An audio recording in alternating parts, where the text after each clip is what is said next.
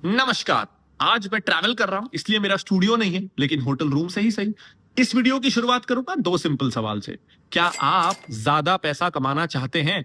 मेरी ऑडियंस है, इतना भरोसा है मुझे आप लोगों पे। जवाब होगा हाँ। एक और सवाल, क्या आप अपने परिवार को एक बेहतर फाइनेंशियल फ्यूचर देना चाहते हैं? मैं जानता हूं आपको, जवाब होगा हाँ। और इसके लिए हम बहुत कुछ करते हैं। हम 20 साल पढ़ाई करते हैं ताकि हम ज्यादा अर्न कर सकें फ्यूचर में। हम जरूरत पड़े तो शहर छोड़ते हैं बेटर अपॉर्चुनिटीज के लिए, देश छोड़ देते हैं, परिवार से अलग हो जाते हैं ताकि उन्हें बेहतर फ्यूचर दे सके। हम कई बार ओवर टाइम भी करते हैं, कंफर्ट जोन से निकल के जॉब चेंज भी करते हैं। हम बहुत कुछ करते हैं ताकि हम ज्यादा पैसा कमा सकें। लेकिन जो पैसा हम कमाते हैं ना, कई बार हम उसका बेस्ट यूटिलाइजेशन नहीं करते। हम ये इंश्योर नहीं करते कि जैसे हम 110% मेहनत कर रहे हैं पैसा कमाने के लिए, हमारा पैसा भी इस तरीके से इन्वेस्टेड होना चाहिए कि वो अपने मैक्सिमम पोटेंशियल पे काम करे और आपको ज्यादा से ज्यादा रिटर्न ला के दे।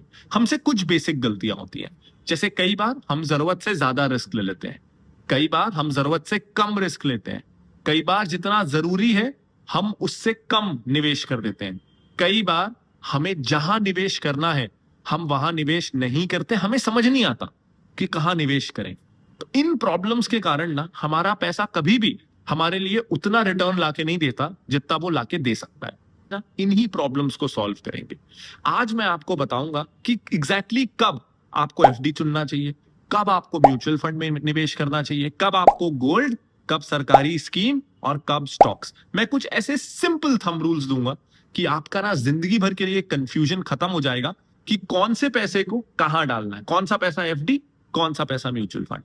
मैं ये भी आपको बताऊंगा कि कैसे आप अपने पैसे के अराउंड ना एक सेफ्टी वॉल बना सकते हो ताकि अनएक्सपेक्टेड चीजों से आपका इन्वेस्टमेंट प्लान खराब ना हो जाए। हम सब प्लान तो अच्छा कर लेते हैं, लेकिन जिंदगी ना हमारे प्लान को डीरेल कर देती है, वो ना हो ये भी मैं आपको बताऊंगा। इसके अलावा कुछ जो बेसिक मिडिल क्लास प्रॉब्लम्स होती है ना, ईएमआई बहुत ज्यादा आ रही है, उसका क्या करें, इस वीडियो में आपको हल मिलेगा। इन्वेस्टमेंट में कैसे कॉस्ट कम करके आप अपने रिटर्न बढ़ा सकते हो। देखो, ज्यादा रिस्क लेके ज्यादा रिटर्न कोई भी ला सकता है, लेकिन रिस्क उतना ही रहे, कॉस्ट कम हो जाए और रिटर्न बढ़ जाए, ये ज्यादा स्मार्ट तरीका है। तो ये भी मैं आपको इस वीडियो में बताने वाला हूं। This is Pranjal Kamra in Finology for investors. जानते हैं आपको अपना पैसा कब कहां निवेश करना चाहिए। इस वीडियो में बात करते हैं फिक्स्ड डिपॉजिट्स की। ये एक ऐसा इंस्ट्रूमेंट है जिसको पिछले कुछ सालों में मेरे जैसे फिनफ्लुएंसर्स ने इसकी बहुत बुराई की है, लेकिन इतना बुरा ये है नहीं। देखो, पहले इंडियंस ना दूसरा एक्सट्रीम करते थे कि 10 साल बाद का भी गोल है तो पैसे को एफडी में डाल के रख लिया। तो आप एफडी को सही से यूज नहीं कर रहे हो। एफडी बुरा नहीं है, एफडी में आपको कब निवेश करना है, जब आप अभी एक्टिवली अर्न कर रहे हो। मैं तब की बात कर रहा हूं। मान लो आप एक्टिव अर्नर हो और आपके कोई ऐसे खर्चे हैं जो पक्का है कि अगले 1 2 3 साल में होने वाले हैं।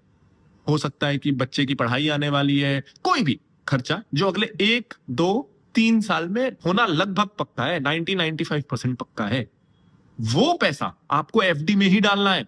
मार्केट कितना भी अच्छा कर रहा हो, आपको कोई कितना भी अच्छा लालच दे रहा हो कि यार 1 साल मेरे हिसाब से चल, मैं तेरे को एफडी से 3 गुना रिटर्न लाके दूंगा, आपके साथ भी धोखा होने वाला है। पिछले 40 साल से, 100 साल से, 150 साल से लोग ऐसे ही लालच में आके गलत जगह निवेश कर रहे हैं और फंस रहे हैं। 5 साल से दूर का गोल है ना, मैं कहता हूं 3 साल से भी दूर का गोल है, तो आप एफडी से हट जाओ।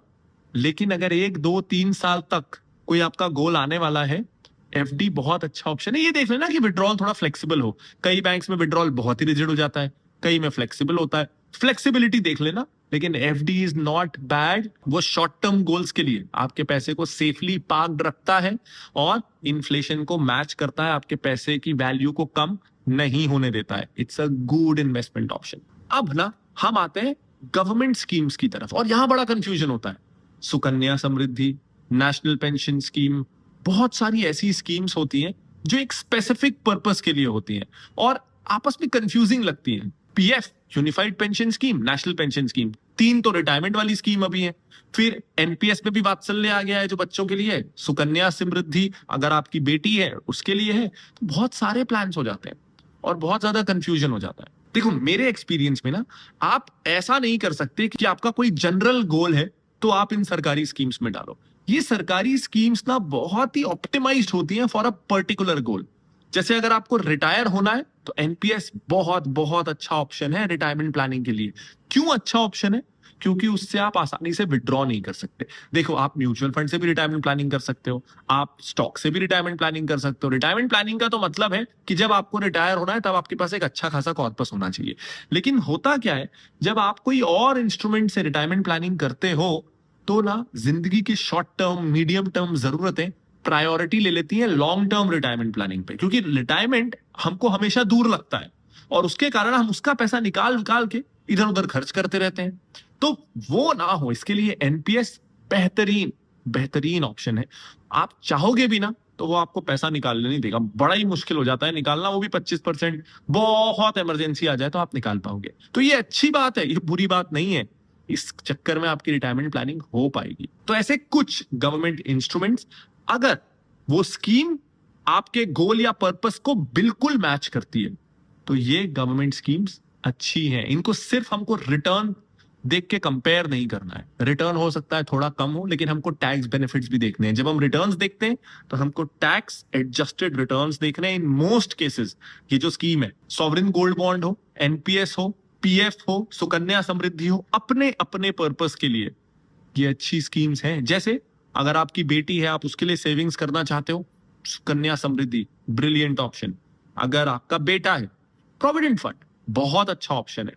अगर आप गोल्ड में इन्वेस्ट करना चाहते हो, सॉवरेन गोल्ड बॉन्ड, नया इशू अभी पता नहीं कब आएगा, लेकिन मार्केट में अवेलेबल है, सेकेंडरी मार्केट में। और नहीं भी आता है तो गोल्ड ईटीएफ बहुत अच्छा ऑप्शन है। और इसी के साथ sovereign gold bond, gold ETF की हमने बात की, तो मैं ये आपको कहना चाहता हूं कि गोल्ड भी एक बहुत अच्छा इन्वेस्टमेंट क्लास है वेल्थ क्रिएशन के लिए और अपने बाकी इन्वेस्टमेंट से डाइवर्सिफाई करने के लिए। क्योंकि क्या होगा ना, भगवान ना करे अगर कभी भारत का मार्केट अच्छा नहीं करता तो आपके म्यूचुअल फंड्स भी गिरेंगे, आपके स्टॉक्स भी गिरेंगे, और अगर इकोनॉमी में प्रॉब्लम है तो रियल एस्टेट भी अच्छा नहीं करेगा। लेकिन गोल्ड एक ऐसी चीज है जिसका प्राइस ग्लोबली गवर्न होता है।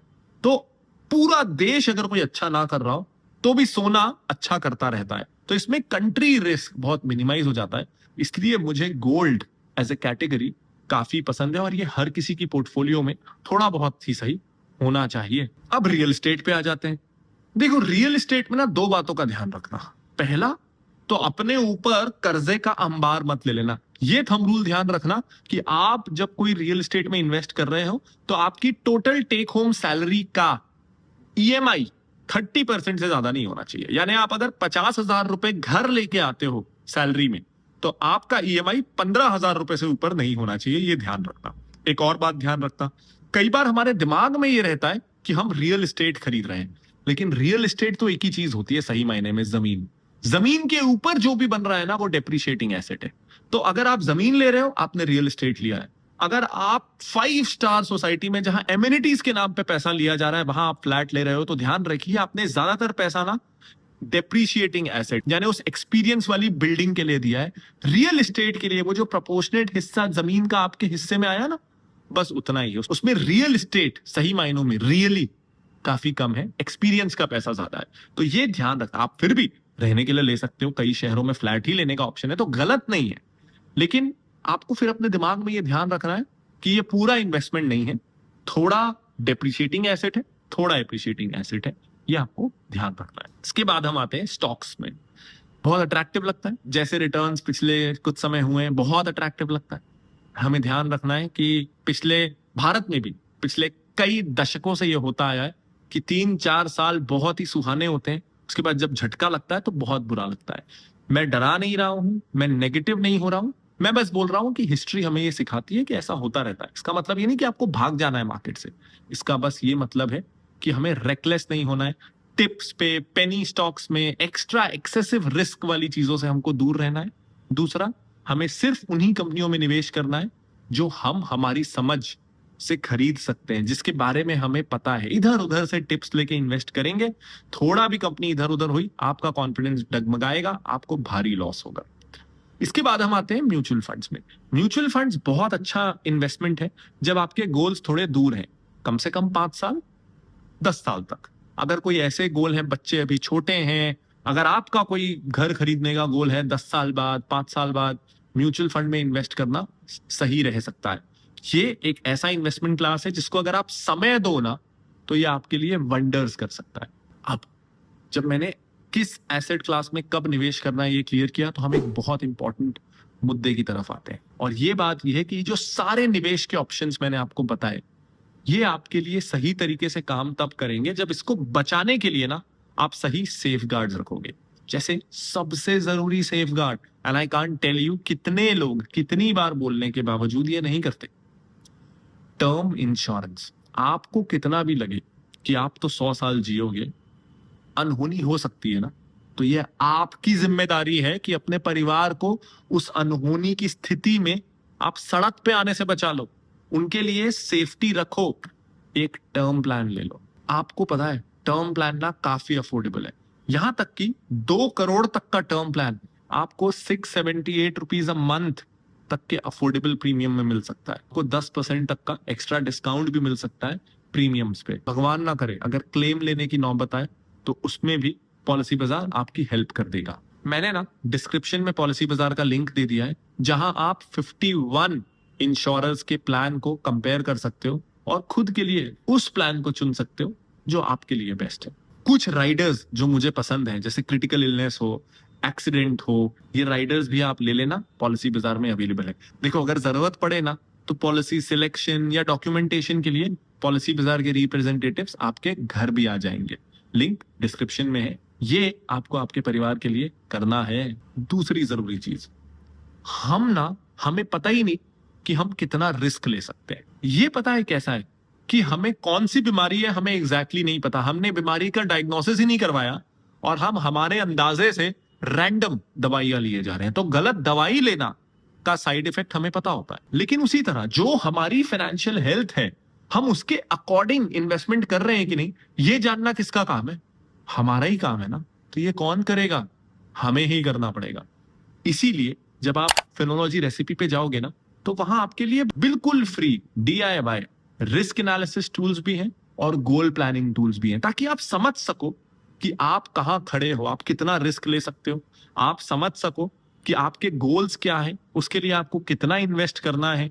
बेसिकली जो हर एक आम इंसान को 2 चीजों की जरूरत होती है, वो कितना रिस्क ले सकता है ये कोई उसे बता दे या वो खुद समझ सके, दूसरा उसको कौन से गोल के लिए कितना इन्वेस्टमेंट करना है। ये दोनों चीजें ना आप recipe.phinology.in पे जाना और बिल्कुल फ्री में ये आपको मिल जाएगा। 1-2 चीजें मैं आपको और बताता हूं जिससे मुझे उम्मीद है कि आपको हेल्प हो जाएगी। आपको कर्जे से अगर जल्दी मुक्ति चाहिए तो एक बहुत अच्छा ऑप्शन है कि आप ना जैसे जैसे आपको साल में सैलरी जब भी आपकी बढ़ती है, तो आप अपनी जो EMI है ना उसको साल का 5% से बढ़ा दो। इससे पता है क्या होगा? ये लगती छोटी सी बात है 5%, और प्रैक्टिकल है, हम कर सकते हैं, लेकिन जब आप ये करोगे ना अपनी EMI को 5% से बढ़ाना, तो पता है क्या होगा? आपका जो 25 साल का चलने वाला होम लोन है ना, वो कम होके 13-14 साल में खत्म हो जाएगा। आप 10-12 साल अपना होम लोन टेन्योर कम कर लोगे हर साल, अगर आप अपनी EMI को 5% बढ़ाते रहोगे तो 10-12 साल आपको जल्दी छुटकारा मिल जाएगा। उसके अलावा हो सके तो ज्यादा क्रेडिट कार्ड लेने से बचो। हमें लगता तो है कि 1-2% का रिवॉर्ड मिल रहा है, लेकिन हमें पता नहीं चलता कि उसके चक्कर में हम कितना ओवर स्पेंड कर रहे हैं। शायद वो 2% की रिवॉर्ड ना होते तो हम वो खर्चा ही नहीं करते, तो हमारा 2% नहीं, हमारा 100% पैसा बच जाता। तो ये क्रेडिट कार्ड्स, बाय नाउ पे लेटर, ये जो दुनिया भर की ऐसी स्कीम्स होती है ना, जो बेसिकली और कुछ नहीं कर रही है, हमें लोन लेने के लिए कंफर्टेबल बना रही है। इससे ना हम कभी भी एक अच्छे सेवर नहीं बन सकते और हम बहुत ज्यादा स्पेंडिंग करने लगते हैं। तो जब भी आपको आसपास लगे ना कि ये ऐसी चीज है जिससे मेरे को कर्जे के प्रति, लोन के प्रति कंफर्टेबल बनाया जा रहा है, जितना हो सके उससे दूर रहो। अच्छे लोन्स 2-3 ही है। होम लोन अच्छा लोन है, ले सकते हो, लेकिन मैंने बताया था सैलरी का 30% से ऊपर EMI नहीं। एजुकेशन लोन अच्छा लोन है, ले सकते हो। बहुत जरूरी हो तो बिजनेस लोन भी ले सकते हो। इसके अलावा ज्यादातर लोन आप ना लो तो बेटर रहेगा।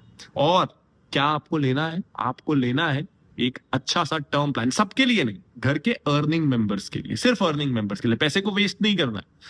जिसकी कमाई पे घर के कुछ लोग डिपेंडेंट हैं, उन्हीं के लिए टर्म प्लान लेना है। लिंक आपको पॉलिसी बाजार का डिस्क्रिप्शन में मिल जाएगा। उम्मीद करता हूं ये वीडियो आपको पसंद आया होगा। This is Pranjal Kamra signing off. Bye bye.